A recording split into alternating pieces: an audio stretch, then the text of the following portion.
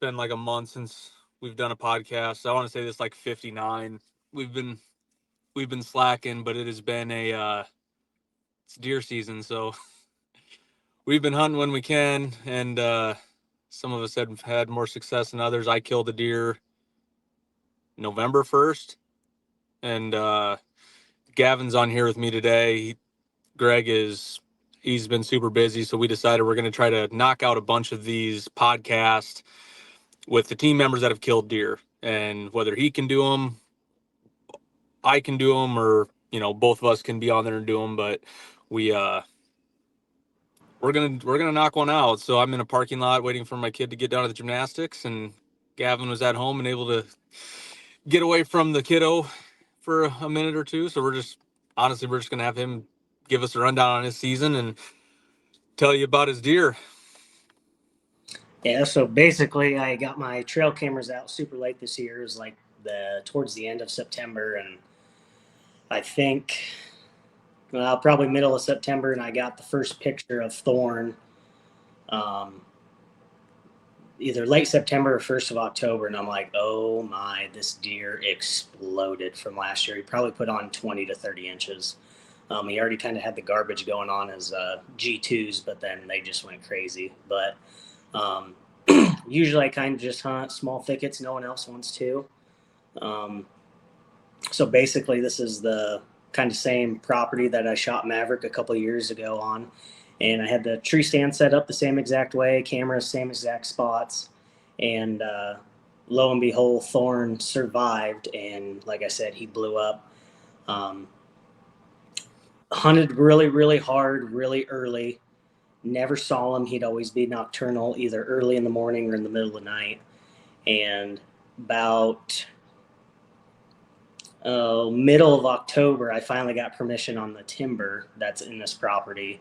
And I took a tree stand down on the creek, put it up in the timber. It was way too exposed. The doe blew at me like the first sit. I'm like, okay, I'm way too exposed, so I got to move it. So like 2 days later, I moved that stand a little farther in the timber, and I'm like, man, there's too many trees that are planted too close together. There's not really mature trees, big trees, mass-wise. And I ended up finding a perfect walnut tree in a line of walnut trees, and it had a Y about halfway up, another Y off the main trunk, and then another Y, and I put my tree stand right in the middle of that, so I just looked like a cluster. And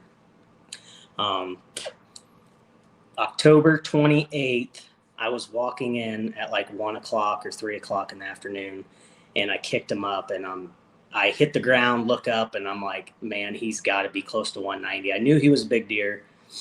I called Dylan, and I was like, dude, I know this deer's big, but I'm pretty sure he's close to 190. He is super wide.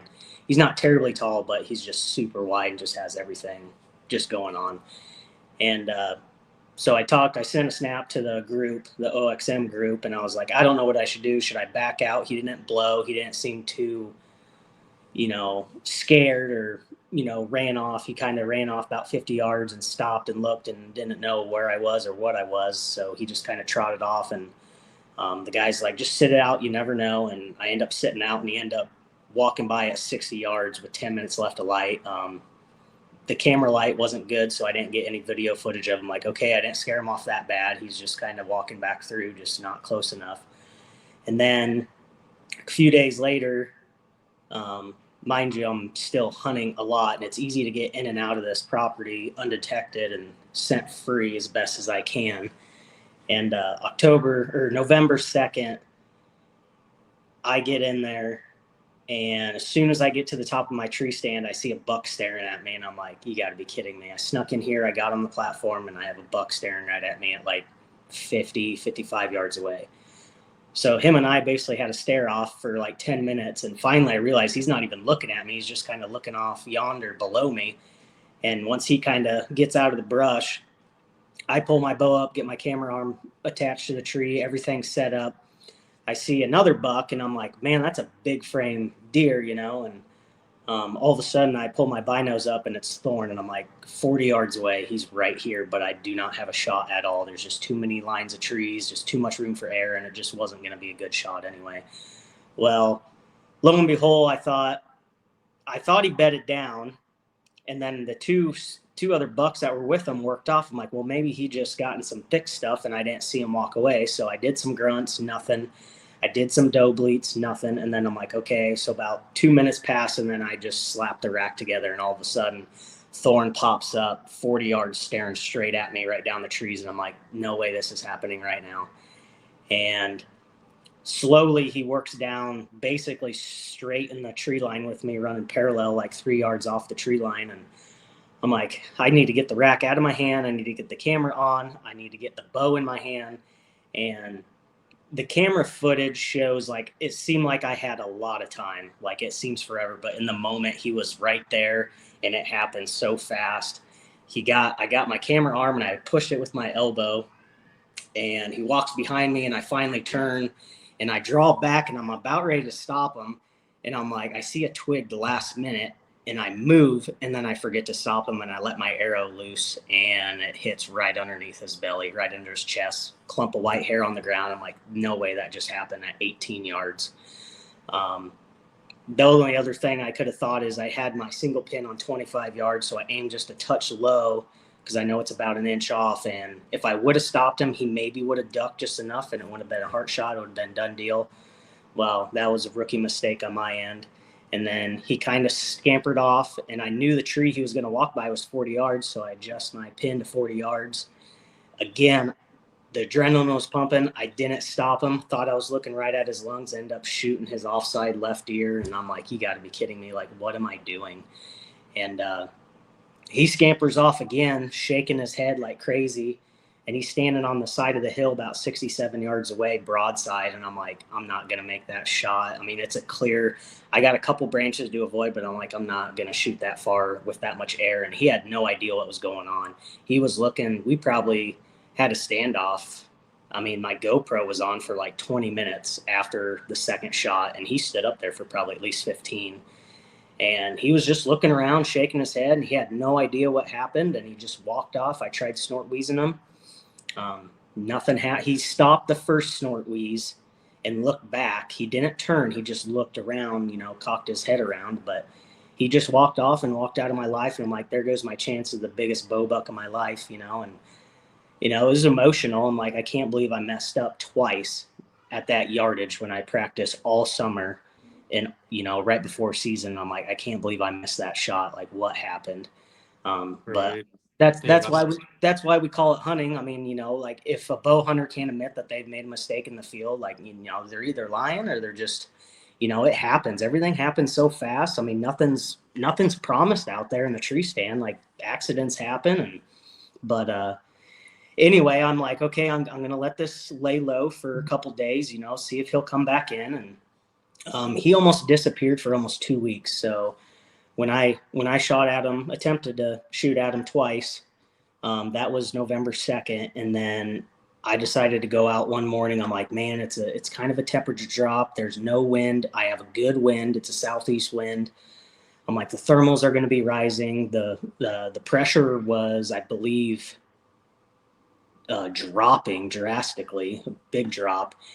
I get out there right at shooting light at 6:30 on November 15th. I rattled, had a small 8 come in, got some good footage of him. And then I seen he worked off to the northwest. And then all of a sudden I seen just a big rack about like 80, 90 yards away. And I pull my binos up. I'm like, oh my gosh, that's Thorn. Well, it ended up not being Thorn. It ended up being a giant 8-pointer. And he ended up coming in by himself over where I was, like probably 15 minutes after rattling. I'm like, man, that's a nice 8-pointer. Got really good footage of him shaking, the moisture off his coat. He worked off, met up with that small 8 that came in first, and they were chasing like 8 does, probably 80, 90 yards away. And then they finally worked east over a hill. I'm like, okay, I'm going to rattle, see if something's in this timber that didn't hear me the first time. And no more than I cracked the horns for like 5 seconds, that 8-pointer's right behind me. My back's facing him. I could hear the leaves crunching. He's right there. And I'm like, this is not happening again, where my back to him. And I'm like, he's not even looking my direction. He's kind of looking like farther behind me to my right, because I'm facing this way and he's over here. And then He's like I said, he's looking that way, and I'm like, well, something's over there. Maybe I rattled in another buck or a doe or something. And I noticed he wasn't looking at me, I put my rack up in the Y of the tree, and I happened to just kind of look to my right, and I'm like, no way. Thorns right there with his droopy ear that I hit on November 2nd. The 8 pointer flips his tail up and just gets out of there as fast as possible. And luckily for me, that was the best live decoy scenario because he ended up Thorn. You can see when we released the video, he's walking right behind me. I see him and I about like jump out of my tree stand to grab my bow. And I'm like, okay, this is your redemption shot. Let's not mess this up. You've already missed twice. We got to make it count. He walks behind me.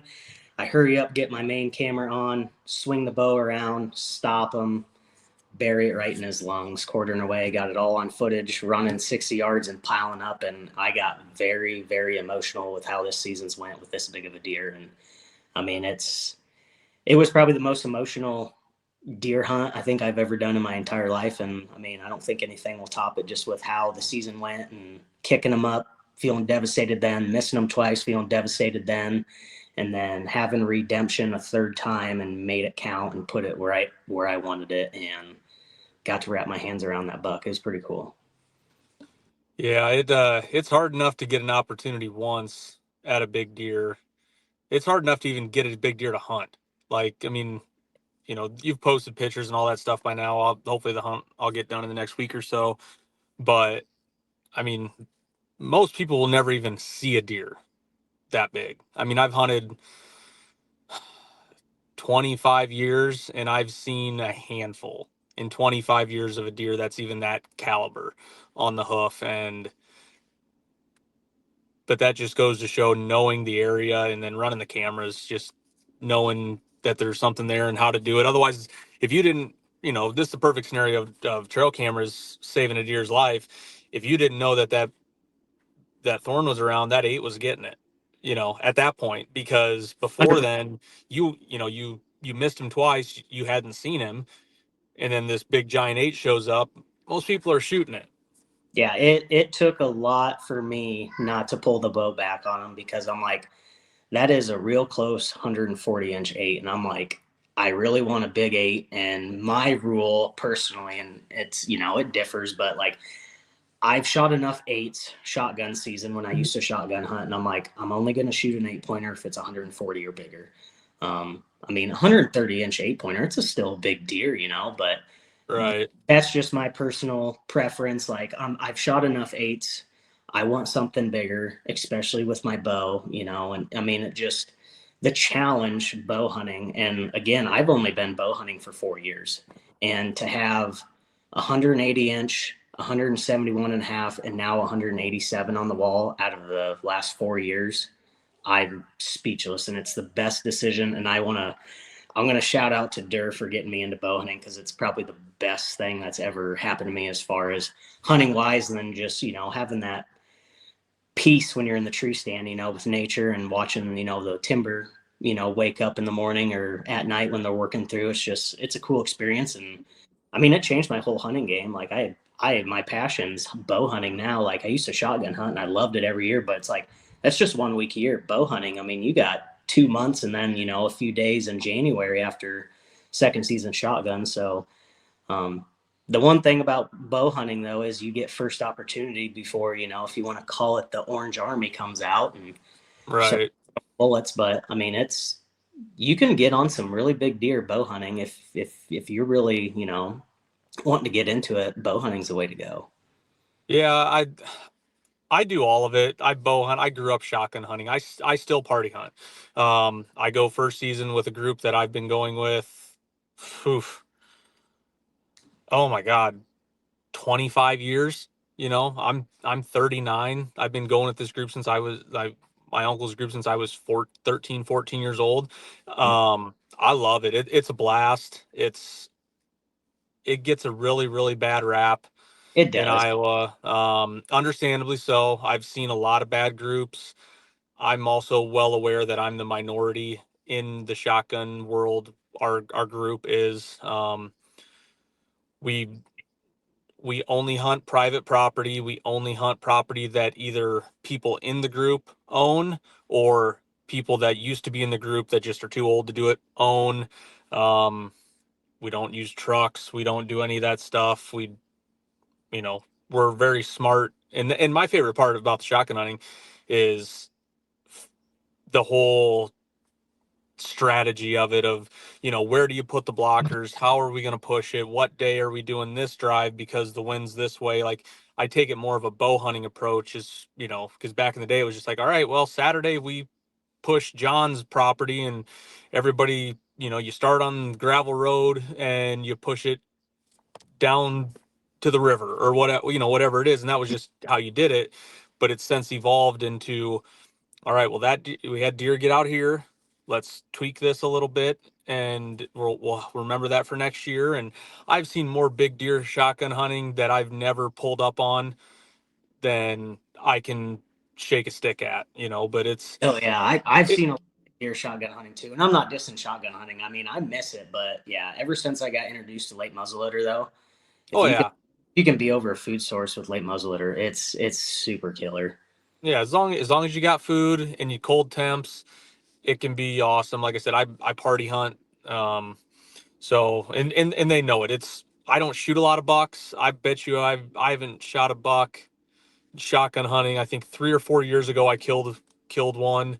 Um, but my whole thing is I buy the doe tags. I'll go there with, you know, half a dozen doe tags, and I'll be like, first, you know, 6, 7, 8 does, all me. Like, here you go. Here's my Will tags.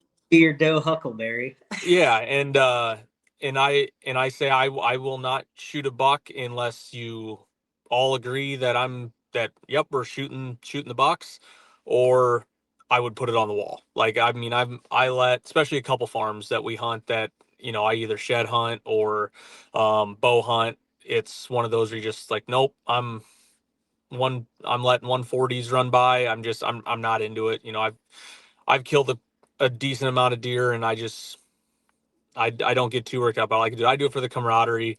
I do it for the strategy of it, and I love it. But at the same time, in the same breath, I'll never take my kids shotgun hunting. Yeah, I And agree. and you know, I got two girls. They sit with a gun or youth season. They'll both have their tags. So we may go second season, or later in that week during first season, because our party we hunt Saturday, Sunday, and that's it. You know, everybody's getting old. Um, like I said, I'm like I said, at 39, I'm like one of the 3 or 4 main guys that get everything set up. So I my joy is when a plan comes together and you know, you block off where those deer try to escape and you can knock down a couple of them. Oh yeah, I got a lot of great shotgun hunting stories, and I mean I miss hunting with the guys, but like I said, I have so much more fun late muzzleloader, and Yeah, it's bow hunting with a gun, in my opinion. You're playing the wind, you're getting set up, you're figuring out where they're coming into the food, what they're doing, how they're doing it, and you just can reach out and touch them, you know. And a lot of times that's what you need, because you could be sitting over a big open cut cornfield that a farmer, you know, did, and those things still draw a ton of deer in. But you got to be flexible with it. You know, it's fun. I will never not muzzleloader hunt. I love it. Um, but bow hunting's a blast. I love it. yeah, I'm gonna take my wife down south. First season shotgun. We got a big one down there. I call Spindles. He's got 3 years history with him, so hopefully she can wrap the tag around him. But if the Big Ten walks out, I told her, I said it's game on. I mean, it's all you. If you want to shoot Spindles, cool. If you want to shoot that Big Ten that just came in this year, great. But he only walked through during rut, so he's probably not a regular. He's probably never going to show back up. But I told her, I said, if Spindle shows up, and he's been walking every morning at 7 o'clock past the tree stand, so I'm hoping he keeps doing it just for her. So she hasn't shot a buck since 2018. So she's due. She's definitely due. I got let's see, I got 5 on the wall and she's got one. And I told her, I said, hey, we got an empty spot. Let's fill it. So hopefully Spindles can go up there, because she's kind of getting sick of seeing all my deer. And I'm like, hey, let's get out there, and with starting a family and having a kid now, it's hard. It's hard to, take both of the time off, but you got to have, grandma and grandpa maybe, step up and watch like for a night or a morning or an afternoon, like, hey, can we go out, and it's going to work out this year. So hopefully a deer walks in so we can get it done for her. And um, yeah, if that 10 ends up showing up, I might go second season shotgun down there too. So, but Right. I'm probably going to hold out for muzzleloader. I just bought that CVA a couple years ago, and I haven't shot a deer with it yet. So, or excuse me, I did shoot a doe with it last year. So, Okay. really Yep. hoping I want to get a buck with that muzzleloader that I bought. So, Yeah. No, it's fun. I love it. But all right. Yeah. Like I said, I'm going to get that video up in the next week or so, and we'll have it on the website on YouTube as soon as we do. But I appreciate you jumping on, and yeah, we'll get back after it. So thanks again. you bet. Later. See ya.